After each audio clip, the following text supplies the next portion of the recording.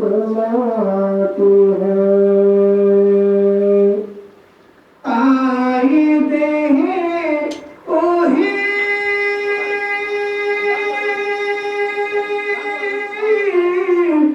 जिनको सरकार बुलाते हैं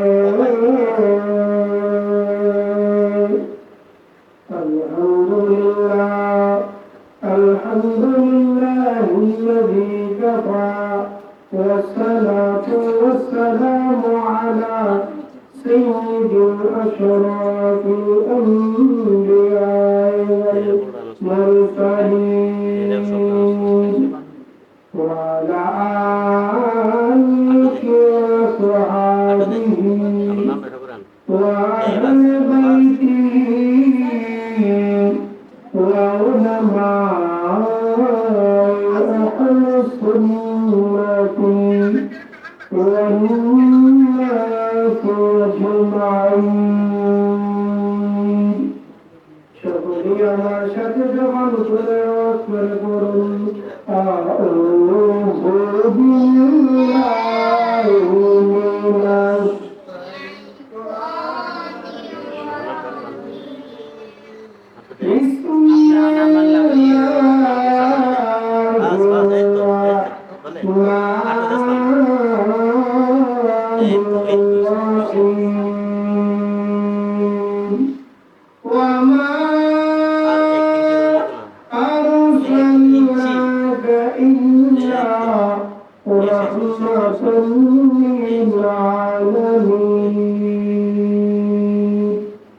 صدق الله مولانا العظيم في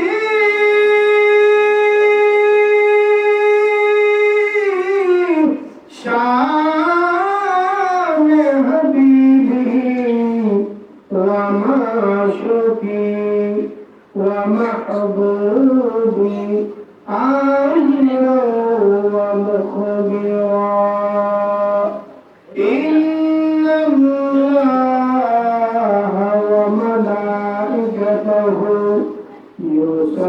يصلون على النبي يا أيها الذين آمنوا صلوا عليه وسلموا تسليما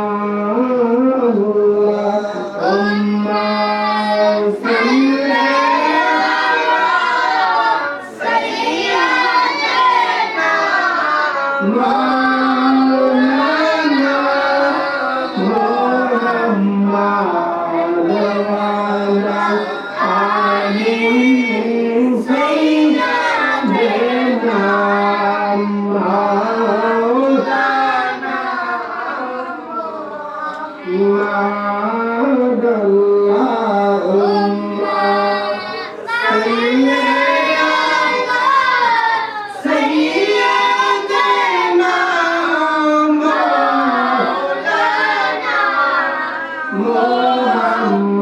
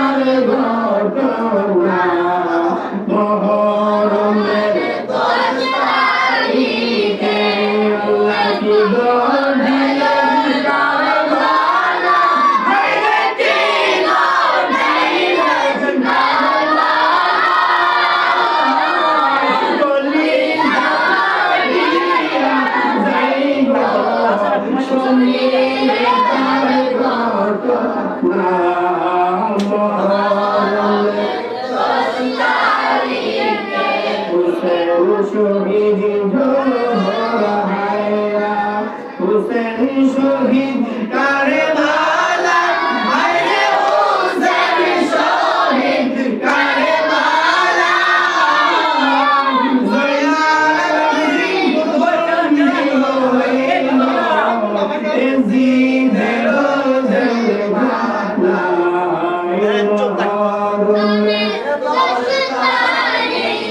হাসান শহীদ জহর ভাইয়া হোসেন শহীদ কারবালায় হায়রে হোসেন শহীদ কারবালায়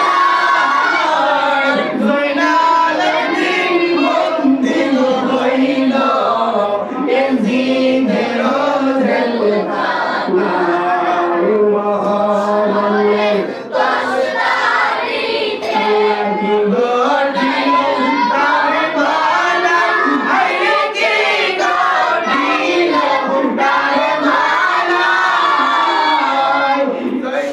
জয়নাল আবেদিন বন্দী হইল এজিদের জেলখানায় মহরমের আল্লাহ বলে ও জিবরাইল বাতাস গরফা তে মারে গায় হায়রে বাতাস গরফা তে মারে গায় পুত্রর শুভে জ্বলছে রে আগুন বাতাসে কি দারুণ মহরমের 10 তারিখে ঈগর দিল কারবালায় হায়রে ঈগর দিল কারবালায় বলি জবান দিয়া যাইল শুনিলে ঘর ঘটনা মহরমের 10 তারিখে আকাশ কান্দে বাতাস কান্দে আরো কান্দে বাঁধে মা হায়রে আরো কান্দে বাঁধে মা শহীদ হইল কারবালাতে পানি নাই মহরমের 10 তারিখে জীবন দিল কারবালায় হায়রে জীবন দিল কারবালায় পুলিশ জবান দিয়া যাইব শুনিলে তার ঘটনা মহরমের 10 তারিখে আলহামদুলিল্লাহ আয়োজিত আজকে পবিত্র মহরম এবং সোহাদায়ে কারবালার স্মরণে আমার বন্ধুবর্গ মাওলানা মুফতি নওয়াব হোসেন ইয়াহিয়া সাহেবের বাড়িতে মহরম মাহফিল হিন্দু মেম্বার বাড়িতে আজকে আজিমশান পবিত্র সোহাদায়ে কারবালার মাহফিল সকল করতাম মারহাবা। আজকের এই মাহফিলের সম্মানিত সভাপতি আমার জনাব মোহাম্মদ আসফর আলী সরদার, আমি সভাপতি সাহেবকে দৃষ্টি আকর্ষণ করে বলবো আপনারা আসন গ্রহণ করেন, কারণ সভাপতি ছাড়া মাহফিল সম্মত হয় না। এরপরে আজকের মাহফিলের প্রধান অতিথি যিনি আমার ইসলাম ছোট ভাই পীরজাদা হাফেজ মোহাম্মদ সুজন শাহ, তিনি মারহাবা। প্রধান বক্তা হাফেজ কারি মৌলানা শরীফ ইসলাম রানানী সাহেব, কাবিতারা জামে মসজিদের খতিব, এবং তিনি আমার পূর্বে মাগরিব থেকে আসার মহূর্ত আলোচনা করেছেন, অত্যন্ত সুন্দর আলোচনা করেছেন। আশিক রাসূল পীরজাদা কারি আব্দুল্লাহ আশিকি সাহেব, রাজ্জাকিয়া দরবার শরীফ সাহাবাসপুর, সকল বললাম মারহাবা।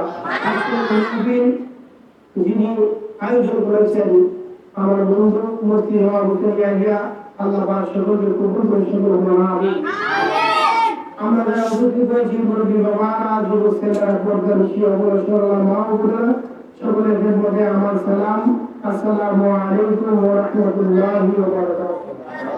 লাখো কোটি শুকরিয়া মহান আল্লাহ পাকের দরবারে, যিনি আজকে আমাকে আপনাকে পবিত্র মহরম মাসে সোহাদায়ে কারবালার স্মরণে মাহফিল, পাকে পাঞ্জাবের মাহফিলে, আহলে বায়াতের কেন্দ্রের মাহফিলে আসার বসার তৌফিক দিয়েছেন। শুকরিয়া আদায় করি আলহামদুলিল্লাহ। আলহামদুলিল্লাহ। আল্লাহু আকবার। রাসূলুল্লাহ। ওলি আল্লাহ। সোহাদায়ে কারবালা।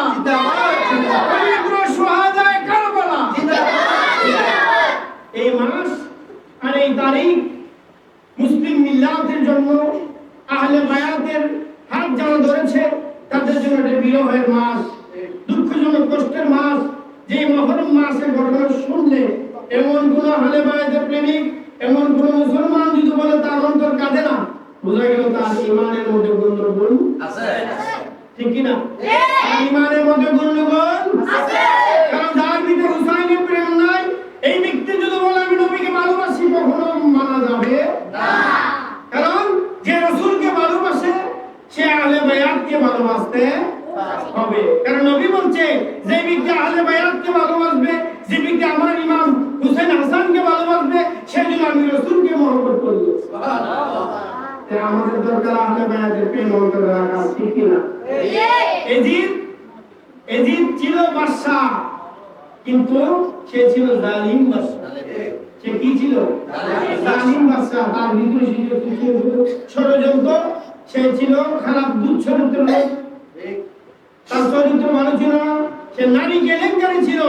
সে রাত নিশীথে নারী নিয়ে ঘর কাটাইতেন, নর্তকী দিয়ে গান বাজনা করতেন, অবহেলায় মানে মানুষের উপর অত্যাচার করতে, সরকারি করতে।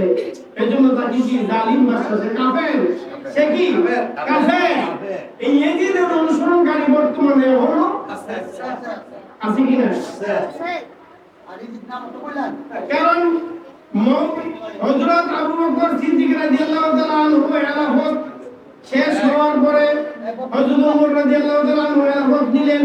ওমর রাদিয়াল্লাহু তাআলা খেলাফতের পরে উসমান গনি জিন্নুরানি খেলাফত নিলেন। উসমান গনি জিন্নুরানি খেলাফতের পরে মাওলানা আলী শেরে খুদা খেলাফত নিলেন। মাওলানা আলী শেরে খুদার পরে ইমাম হাসান রাদিয়াল্লাহু তাআলা খেলাফত পাইলেন। এই তারা যে এই রাসূল বলছেন 30 জন ব্যক্তি, কয়জন?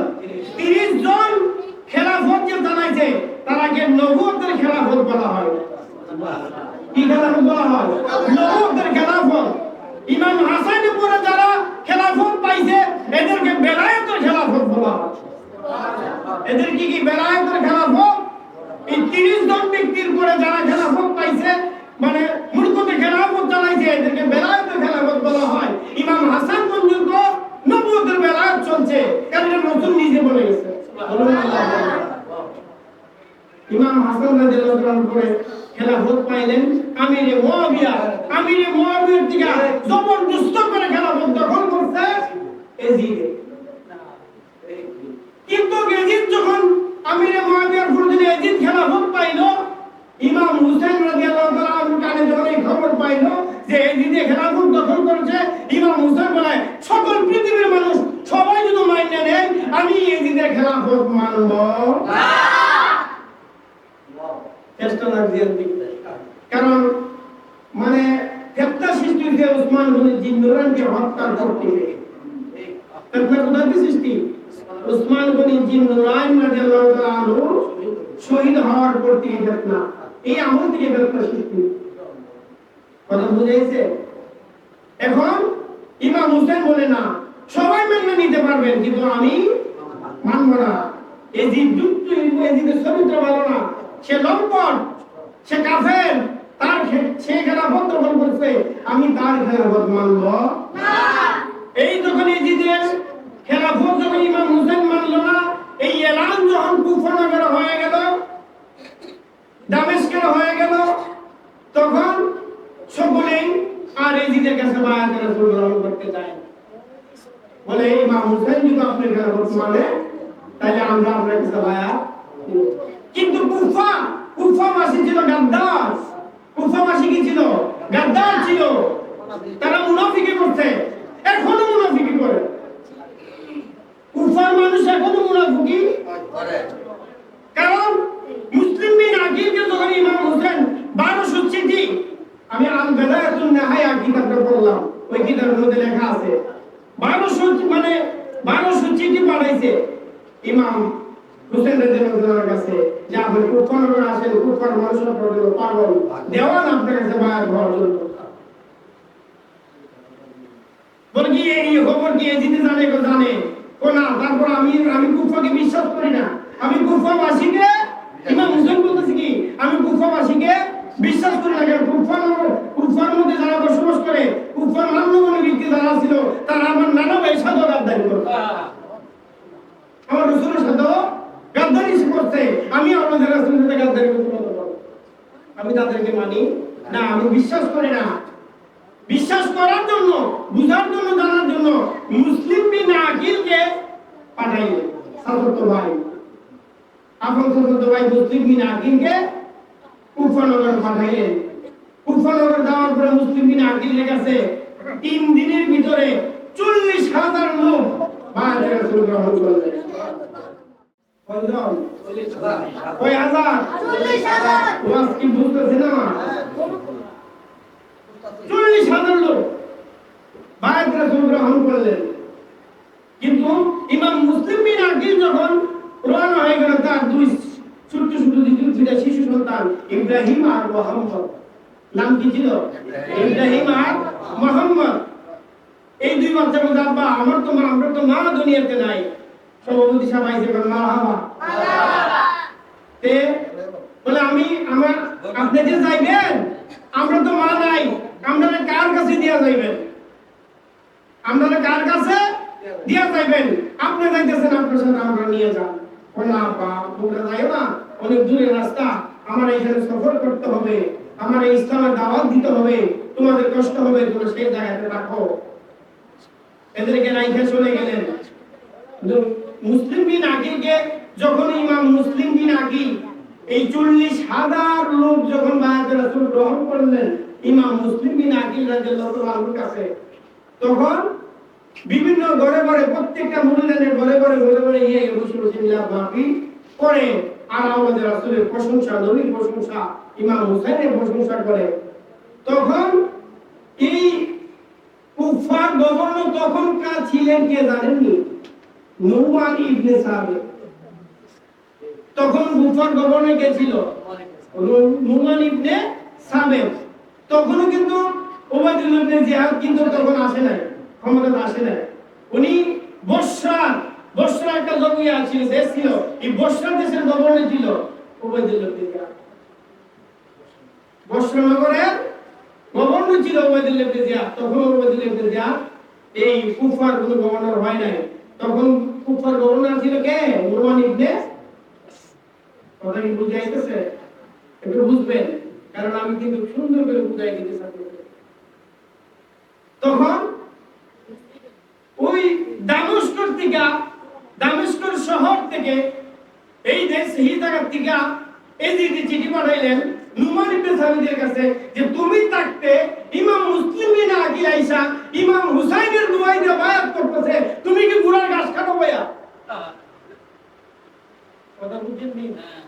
আর বেদায়াতুল্লাহ নাকি কথা বলে বুঝতে পারবেন লাগছে নি? কিন্তু নুমান ইবনে সাবিত কিন্তু রাসূলের প্রেমিক ছিল। ইমাম হুসাইনের পক্ষে ছিলেন। কার পক্ষে? ইমাম হুসাইনের আহলে বায়াতের, আল্লাহর রাসূলের পক্ষে ছিলেন। এজিদ যখন রাগিন ছিল ভাইয়া, এই জায়গাতে চিঠি দিল যে তুমি কি করো পয়সা, তখন তারে ওই শহরের, কুফার শহরের বড় বড় যত সর্দার মাথা পড়া আছে, লিডার গুলো, এমপি মন্ত্রী, এদেরকে তার রাজপ্রাসাদে ডাকলেন। ডাইকা এখান থেকে তারে বিন মাইরে দিছে যে কোনো পক্ষে নুমান ইবনে সাবিতকে সিংহাসনে সরায় রাখছে। আউযুবিল্লাহ বলনা শয়তানি চিন্তা করছেন নি? কেউ সরাই দিছে। আর ইমাম মুসলিম বিন আকিলরে বন্দী করলেন। বন্দী করে কুফার গভর্নরের ছাদের উপরে উনাকে খতম করে কল্লাড়ারে জনগণের সামনে ফালাই দিয়ে কইছে যে তোমরা যদি আমার পক্ষে কথা না বলো, আপনাদের জন্য পক্ষে কথা বলো, ইমাম মুসলিম বিন আকিলের মতো তোমাদের দশা হবে। তখন 40,000 মুরিদ আনতিকা 39,500 মুরিদ ফির চাইরা গেছে বলায়া, আর 500 মুরিদ টিকে আছিল। এই যদি মুরিদ আনলে বলে আমি বিপদে পড়ছি, তোরাইলে আমরা সারি দিব বলে বাবারে, এই কি আমার দরকার নাই। এই গাদ্দারি দেখাইছি ওই যে কুফারবাসী গাদ্দারি করতে আল্লাহ রাসূলের সাথে এই টাকা দিয়েছে।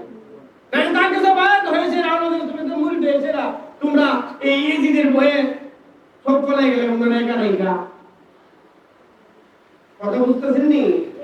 আচ্ছা, এর ভিতরে কিন্তু ইমাম মুসলিম বিন আকিলের দুই সন্তান মুহাম্মদ আর ইব্রাহিম কিন্তু কুফার দিকে রওনা। এখানে আরেকটা ঘটনা, আমিও তো লম্বা বুঝাইতে জায়গা কষ্ট বুঝতে আমার তাই সময় মাত্র 20 মিনিট আছে।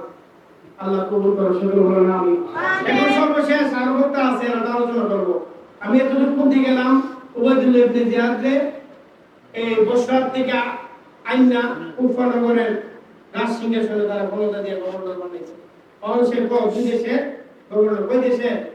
দুই দেশের গভর্নর হয়ে, দুই দেশের গভর্নর হইয়া এজিদ দামেস্ক থেকে বলছেন যেখানে পৌঁছেছে ইমাম হুসাইনকে এখানে আনো আর তাকে বলো সে আমার কাছে বায়াত হইতে, কারণ আমার কাছে যদি বায়াত রাসূল গ্রহণ না করে তাহলে সে আমার সাথে যুদ্ধ করার জন্য প্রস্তুত হবে। ইমাম হুসাইন বলছে আমি যুদ্ধ করতে আসি না। আচ্ছা, একটা মানুষ যদি যুদ্ধ করতে যা বাবা, যুদ্ধ করতে যা, দুধের শিশু ছোট ছোট বাচ্চা এবং নারী নিয়ে গেলে হ্যাঁ ইমাম হুসাইন কি যুদ্ধের জন্য গেছে? ৭২ জন সফর মিলিয়ে গেছে যুদ্ধ করতে? হ্যাঁ, কুফাবাসীর প্রেম দিকা, তাদের কাকুতি মিনতি, তাদের চিঠি আদান প্রদান দিকা মায়া লাগছে গেছে। এটা কি যুদ্ধ হয়ে গেলে কি বাচ্চা হয়ে গেল? এই মহিলা নিয়ে গেল? উনি কি যুদ্ধ করতে গেছিল? কিন্তু ওনার দোষ একটাই, উনি কেন বায়াত দিল না ইজিদেটা? উবাইদুল্লাহ ইবনে জিয়াদ হুকুম করলেন যে যে কোনো প্রসেসে তাকে রাজি করাও, দিলে বায়াত দেব না যুদ্ধ করো। বিভিন্ন কুৎসিত কথা আমাদের রাসূলের সামনে ইজিদের সৈনিকরা বলছে, আমাদের রাসূলকে এত কটূক্ত কথা কইছে, যেই কথাগুলো শুনলে মনে মানবে না, মানার মতো না। খুব কটূক্ত কথাগুলো কইছে, বিশ্রী ভাষায় কথা বলতে আমাদের রাসূলকে। আমাদের শুধু মনকে বলছে, মনে মনে বলছে, হে আল্লাহ আপনি তো জানেন আমি কেন এখানে আইছি। ও আমার নানা ভাই, আমাকে ধৈর্য দাও, আমাকে ধৈর্য শক্তি দাও, আমি আর পারতেছি না। নবী আওলাদ ইমাম হুসাইনের সাথে আব্বাস এরপরে কাসেম এরা যখন এই কুস্তিত গালাগালি শুনতেছে আর সহ্য হয় না, বলে নিজে আপনি যতই সহ্য করেন আমরা পারতাম না, আমরা সামনে আপনাকে বিচ্ছিন্ন করতেছে, আর কত সহ্য করুন, জীবন কেন্দ্রে গেছি, যুদ্ধ করতে পারছি, যুদ্ধ করতে পারছি না, তুমি যুদ্ধ করতে চাইতেছে, উপরে ঘুরে গেছে আর ছাড়তাম না, অনুমতি দেন, তরবারটা দেন, যুদ্ধের ময়দানে চলে যাবো। এভাবে অনেকগুলো লোক আওলাদের রাসূলের শহীদ হয়ে গেলেন। আলী আকবর দুধের শিশু 6 মাসের ছেলে পানির পিপাসায় কাতর। ইমাম হুসাইন রাদিয়াল্লাহু আনহুর কাছে গেলেন, সাহার বলল কি অবস্থা? ওর বাচ্চারা পানির পিপাসায় কাতর, একটু পানি তার ব্যবস্থা করো। কিন্তু কারবালার ময়দানে এই মুহররমের 7 তারিখ থেকে ফুরাতের পানি বন্ধ। যে ইজিদ বলছে যে তাদেরকে তো কৌশল অবলম্বন করে তাদের কাজ করতে হবে, যেন তারা বাধ্য হয়ে রাজি হয় যে পানি বন্ধ করে দিলে পানির পিপাসা কাতর হবে, তখন তারা মানবো। এই যে দেখেছে বায়াত দিব। আচ্ছা, কোন ইমান বড় না জীবন বড়? এই মেয়েদের দিকে আইছে যে জীবন দিবা তুমি ইমান।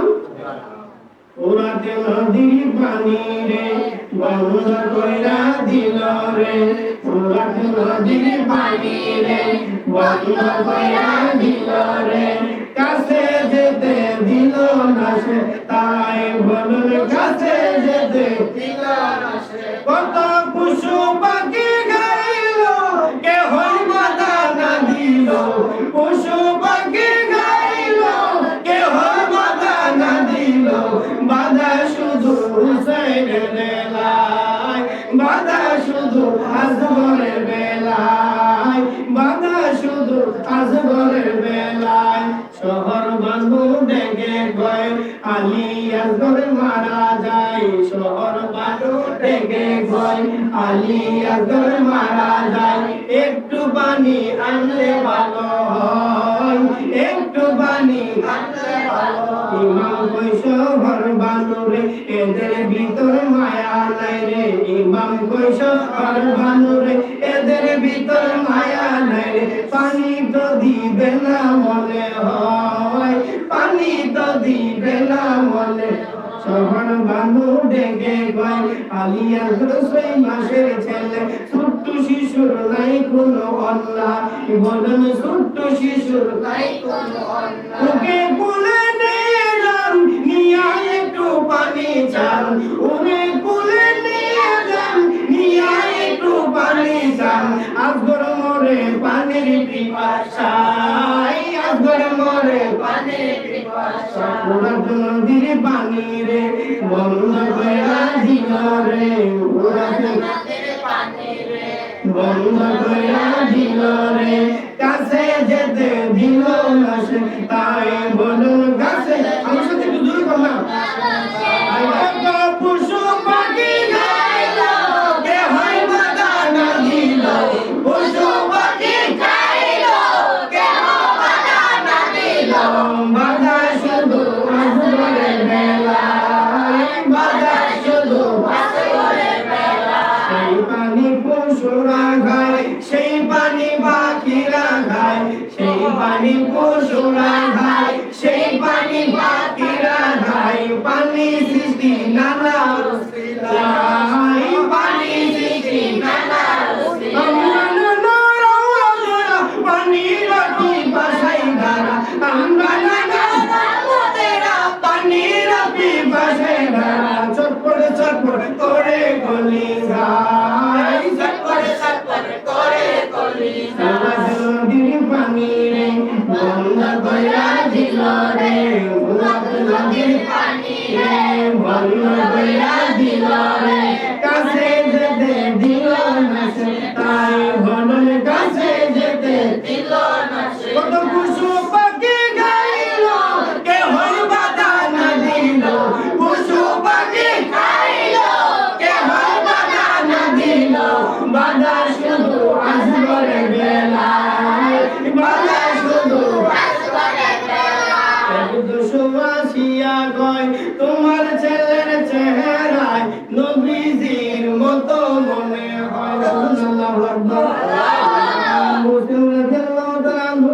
শিশু সন্তান আলী আকবরকে নিয়ে যখন কুরাতের পাশাপাশি গেলেন তখন ইজিদের একজন সৈন্যবাহিনীর কাছে আইলেন আয়েশা কই ইমাম ও হুসাইন আপনি সন্তানকে নিয়ে কই যান বলতেছে বাবা রে আমার দুধের সন্তান 6 মাসের বাচ্চা আলী আসগর পানির পিপাসায় চটপট করতেছে আমার বিবি সর্বানন্দ স্তনে দুধ সকালে শুকায় গেছে বাচ্চাদের একটু মায়া লাগেনি একটু পানি দাও একটু পানি দাও আয় এজিদের লোক আর সূত্রামি থাকলে আমার সাথে আছে ঝগড়া করলে আমার সাথে করো কিন্তু আমার এই মাসুম বাচ্চার কোনো অন্যায় নাই মাসুম বাচ্চার কি কোনো অন্যায় কোনো দোষ নাই একটু মায়া লাগেনি একটু পানি দাও এবার এই লোকটা ডাক্তার হয় আপনার ছেলেকে আমি দেখি আলিয়ার করে চেহারা মোবারকের দিকে তাকায়া বলে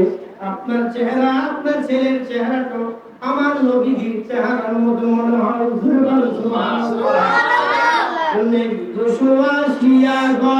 আপনার ছেলের চেহারায় নবীজির মতো মনে একটু হাসাইতে চেষ্টা করেন হাসলে বড় ভালো লাগে অন্তত আপনার বাচ্চাটা হাসাইতে চেষ্টা করেন হাসি দিলে আমার কাছে মনে হয় স্বয়ং রাসূলুল্লাহ হাসি দিতেছে সুবহানাল্লাহ হোসেন গাজী ইমাম হোসেন রাদিয়াল্লাহু তাআলা প্রতি দিকে সাহস করে লাগে বাচ্চাটা আসু দেয় না পানির পিপাসায় কলিজা শুকায় গেছে মুখ লড়াইতে শক্তি নাই বারবার যখন চেষ্টা করে এমনি একটু হাত করিল এমনি একটা তীর মারিল একটু হালে হাত করিল এমনি একটা তীর মারিল তীর লাগিল আসগরের গলায় তীর লাগিল আসগরের গলায় নদীর পানি রে বন্ধ কইরা দিল রে ওরাতে নদীর পানি রে বন্ধ কইরা দিল কাছে যেতে দিল না সে তাই বলুন কাছে যেতে দিল না সে কত পশু পাখি গাইল কে হয় বাধা না দিল পশু পাখি গাইল কে হয় বাধা না দিল বাধা শুধু আসরের বেলায় বাধা শুধু আসরের বেলায় আল্লাহু আকবার আমি এত গভীরে যাইব না শেষ দিকে একটা কথা বলি সময় সংক্ষিপ্ত একটু মনে রাখবেন কারণ কথাটা বুঝাইতে চাইতেছি ইমাম হোসেন রাদিয়াল্লাহু তাআলা দেহ মুবারক থেকে যখন শির মুবাশের মুবারক আলাদা করে ফেললেন তারা তো শের মুবারক নিয়ে গেল ইমামের আওলাদ যারা সকলের দেহ মুবারক কারবালার ময়দানে রক্তে লাল হয়ে পড়ে রয়েছে কারবালার ময়দানে কি রক্তে লাল হয়ে পড়ে রয়েছে শাহর বানু জৈনব এবং আরো সুখে এমন কিছু মহিলাদেরকে নিয়ে বন্দি করে নিয়ে চলে গেলেন। কিন্তু আমাদের রাসূল ইমাম হুসাইনের এবং তার সঙ্গী সকলের দেহ মুবারকটা কারবালার মাঠে পড়ে রইল।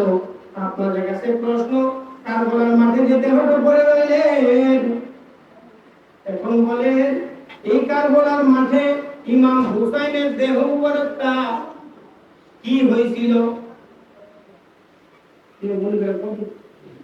দেহ মুবারক কি হয়েছিল? দেহ মুবারকটাকে একটা জঙ্গলার একটা সিংহ এসে পাহারা দিয়েছিল। আল্লাহু আকবার। জঙ্গলার একটা সিংহ পাহারা দিয়েছিলেন।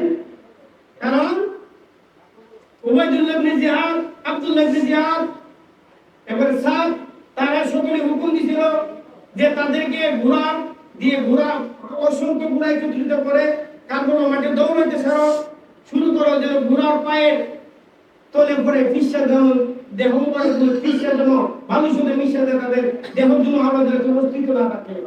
যেই মাত্র তারাই নিয়ত করে হুকুম পাইলেন, কারবালার দিকে দৌড়াইলেন। আয়েশা দেখে রে ইমাম হুসাইন রাদিয়াল্লাহু তাআলা আনহু দেহ মুবারকটার কাছে একটা সিংহ বসে রয়েছে। সুবহানাল্লাহ। কি একটা সিংহ? এই সিংহটা কে ছিলেন? মাওলা আলী রাদিয়াল্লাহু তাআলা আনহু। একদিন একটা কাফেলায় বসে আলোচনা করতেছে, মসজিদে বসে খুতবা দিব। হঠাৎ করে কিছু লোক দৌড়ায় গিয়ে বলতেছে, ইয়া মাওলা আলী,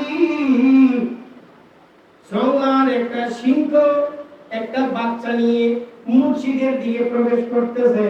মাওলা আলী ডাক দেখো, তোমরা ভয় পাও না, এই সিংহ সাধারণ সিংহ নয়, কাউকে আঘাত করবে না, তার মনে একটা বেদনা একটা দুঃখ নিয়ে আমার কাছে আইছে। বলুন আল্লাহু আকবার, বলুন আল্লাহু আকবার। সকলে সরে গেলেন। সিংহটা সোজা যাইতে যাইতে মাওলা আলীর পায়ের নিচে কাছে বসে তাজিমের সাথে আদবের সাথে পায়ে চুমা খেয়ে বসে গেলেন। এবং মাওলা আলী কয়, সিংহ তুমি কেন আমার কাছে আইলা? তুমি কেন আমার দ্বারা আইলা? হুজুর, ও ওলাদের রাসূল শেরে গোলাম মাওলা আলী, আপনার কাছে আইছি, আমার সাথে আমার একটা সন্তান নিয়ে এলাম। তার মা মারা গেছে, এই ছোট্ট বাচ্চাটারে কে লালন পালন করবো? আমি তো পুরুষ সিংহ, মা মারা গেছে, দুধ কে খাওয়াইবো? আমি আপনার কাছে রেখে গেলাম আমার ঘর, আপনি আমার বাচ্চাটাকে পাইলা বড় করে আদর দিয়া মায়া করে যত্ন করে তুলবেন। বলুন আল্লাহু আকবার। আসাদুল্লাহ ওয়ালি আমিরুল মুমিনিন হযরত আলী কারিমুল্লাহ রাদিয়াল্লাহু তাআলা আনহু জবান দিয়ে জঙ্গলার সিংহ, তুমি তোমার গন্তব্যে চলে যাও, আমি ওয়াদা দিয়েছি তোমার বাচ্চাটাকে আমি আদর করে মায়া করে যত্ন করে বড় করব। বলুন আল্লাহু আকবার। এই সিংহের বাচ্চাটা ইমাম হুসাইন রাদিয়াল্লাহু তাআলা আনহু এসে নিয়ে গেলেন। ইমাম হুসাইন রাদিয়াল্লাহু তাআলা আনহু এই বাচ্চাটারে মায়া করে যত্ন করে পালতে পালতে বড় করলেন এবং তাকে বড় মায়া বড় যত্ন করে তার হেলার সাথী হয়ে গেল। বলুন আল্লাহু আকবার। এক পর্যায়ে সিংহটা যখন বড় হয়ে গেছে, সিংহটা তো নাবালক ছিল, এখন সাবালক হয়ে গেল। তার ভয়াবহ একটা রূপ ধারণ করলো, চেহারাটা বড়, মানুষ দেখলে ভয় পায়। আপনি দেখেন রাখবেন না, মানুষ ভয় পায়, মন্দ হইব। আপনি এটাকে জঙ্গলায় কোন জায়গায় রেখে আসেন, যাতে এটা আর এখানে না আসতে পারে। মাওলা আলী ইমাম হুসাইনের কাছে গেলেন, ও আমার সন্তান, কলিজা টুকরা জাদুমণি, তুমি যে সিংহটার পাইলা বড় করলা, এই সিংহটা এখন মানুষ তো ভয় পাইতেছে, মানুষ আমার মন্দ বলবে, তুমি তাকে মায়া করে ছেড়ে দাও, তার দেহের দাবি ছেড়ে দাও, তাকে জঙ্গলে রাখা হবে। বলুন আল্লাহু আকবার।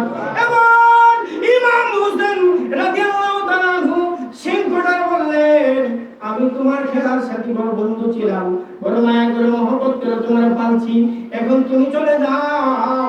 ইমাম হুসাইন যখন এই কথা বললেন, সিংহ ডাকটা কয়, এরে আওলাদের রাসূল ইমাম হুসাইন রাদিয়াল্লাহু তাআলা আনহু, আপনি আমাকে বললেন চলে যাওয়ার জন্য, আমি আপনার সাথে কোন জায়গায় দেখা করব?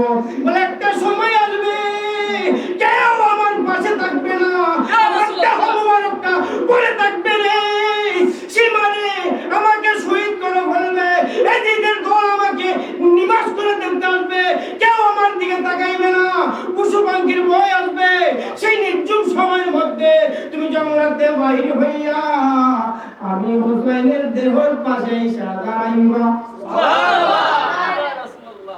বলুন ইয়া রাসূলুল্লাহ, বলুন আল্লাহু আকবার। কথা বুঝাইছে? একটু জিকির করে লা ইলাহা ইল্লাল্লাহ, লা ইলাহা ইল্লাল্লাহ, লা ইলাহা ইল্লাল্লাহ, লা ইলাহা লা ইলাহা ইল্লাল্লাহ মুহাম্মাদুর রাসূলুল্লাহ সাল্লাল্লাহু আলাইহি ওয়াসাল্লাম। এই সিংহ পশুটার নাম ইমাম হুসাইন মায়া কেরাত ছিল আবু আল হারিস। কি? আবু আল হারিস সিংহটার নাম ছিল আবু আল হারিস। ইমাম হুসাইন রাদিয়াল্লাহু তাআলা সুস্থ যখন গেলেন কারবালার ময়দানে 10 মুহররম শহীদ হলেন, দেহ মোবারক আলাদা করে নিয়ে গেলেন। অনেক লম্বা চড়া ঘটনা, সময় আমার মাত্র 4 মিনিট। অনেক লম্বা চড়া ঘটনা, সকলকে নিয়ে গেলেন, দেহ মোবারক তে কল্লা মোবারক শির মোবারক আলাদা করে নিয়ে গেলেন। দেহটা পরে রইলেন, অন্যান্য শহীদদের দেহটা পরে রইলেন। যখন তারা ঘোড়া দিয়া তাকে মাটির সাথে মিশাইতে চাইলেন, যখন আইসা দেখে সিংহ একটা বসে রয়েছে, এখন এই সিংহটা খবর কেমনে পাইল? ইমাম হুসাইন এখন শহীদ হয়ে গেল। কারণ ফিরজা বিবি আবু আল হারিসের কাছে গেলেন, আম্মা জান ফিরজা বিবি ওনার কাছে গিয়া জঙ্গলার মধ্যে গেলেন, গিয়া দেখে একটা জঙ্গলার মধ্যে একটা সিংহ বসা। জিজ্ঞাসা করেন, কে তুমি? সিংহটা বড় ভয়ঙ্কর রূপ নিয়ে তার দিকে আগায় এলেন। আবু ফিরজা বিবি বলেন, আমাকে আক্রমণ করবা না, আমি তোমার ক্ষতির জন্য আসি নাই, আমি মদিনার মেহমান, আওলাদে রাসূলের পক্ষ থেকে আইছি। যেই মাত্র মদিনার মেহমান বললেন, সাথে সাথে এই সিংহটা নিস্তব্ধ হয়ে গেলেন। বলে, আমাকে আবু আল হারিসের কাছে আমারে সন্ধান করে দাও। ওই ফিরজা বিবি আবু আল হারিসের কাছে গিয়া দেখে সিংহ বসে রইছে। বলে, তুমি এই জায়গায় বসে রইছো, এইদিকে না কারবালার ময়দানে তুমি আওলাদ ইমাম হুসাইনকে শহীদ করে ফেলছে, তার দেহটা পড়ে রইছে, কেউ কাছে নাই, আমরা কাছে যাইতে পারতেছি না, কারণ এদিকে সৈন্যরা আমাদের আক্রমণ করতে আইতেছে।